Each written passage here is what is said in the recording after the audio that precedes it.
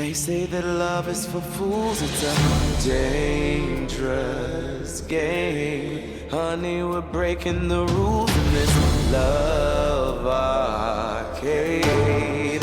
We started January 15th, and I sent Lullaby to the guy that's put it on iTunes probably 10 minutes before it went on iTunes. I write the songs always by myself, and then I bring those songs to Weed Dope and Jeeve, the producers that I work with on the most regular basis, and I sing them for them and give them examples of songs that sound like what I'm imagining the music production to sound like. And then once they've created the tracks, I sing. This is a very backwards way for people to make music. Most artists that I know, you get tracks and they write songs to the tracks that are written. But because a lot of my music is very story-based, I always like to create the song, create the feel in my head, and then do the best I can do to communicate to the producers how to bring that to life.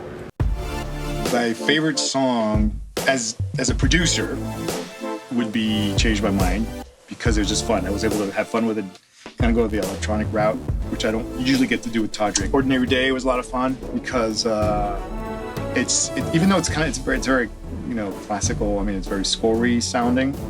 My French accent, score-y. Score-ish, scoreable. I don't know what you say, but it sounds more like a score. Good answer. Because normally I get a.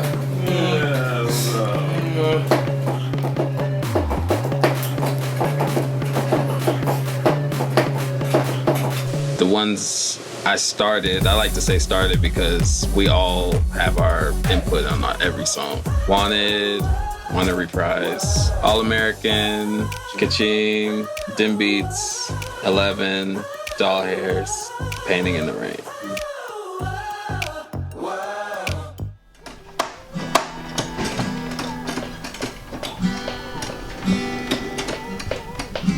I did the shorts for sure. Some of the shorts I didn't know. I did like Silver Spoon, I did Shine, Type, Forever. I wouldn't normally make a sound like that myself, so that was fun to make because I was like, I would not make a reggaeton song ever. Hold on, let me. You gonna cut this up anyway. So I did Trust No Bitch and Break My Heart. I got some other songs that didn't make the album because we had to cut the scenes, but I'm not gonna lie. Those are probably my favorite ones, some of the ones that he cut. The favorite one I did is probably Shine because Teresa tore that shit up. That stuff up, Mom. So when Teresa came in to sing it, I was just like, all right, that was good. As far as nightmares, Forbidden was a nightmare. Most stressful is for sure Forbidden. Well, everyone's going to say it's Forbidden because Forbidden, y'all don't even know how many versions of that song it was, especially from the bridge on. I mean, it came out good, but it just took forever. It was one of those, we just kept changing everything. But it's just, I remember after the bridge, it just kind of went all over the place for a while. That song never ended. I don't think it's ended today. I think it's still going on in the stratosphere. Normally I come into the studio on a typical day and say, these are the 3 songs we're gonna work on. I feel like I love the beats that Kofi does, so if I want something that's very rhythmic, I give it to him.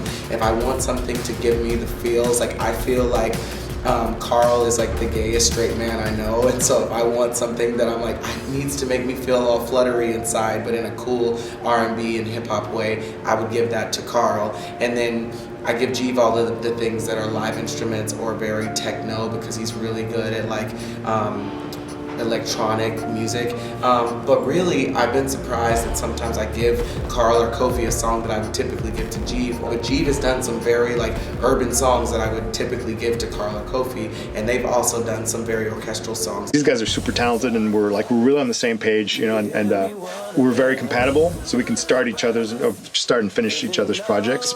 Todrick is a compartmentalizer. His brain works as a factory. He used to always want the sweet R&B more stuff from me, If it had anything to do with soul or some type of traditional sounds, I got a little bit more of that. He typically gives me the big boom boom boom drummy ones or the trap ones, anything ratchet. I guess because I'm from the South, because I'm not ratchet at all, I don't think.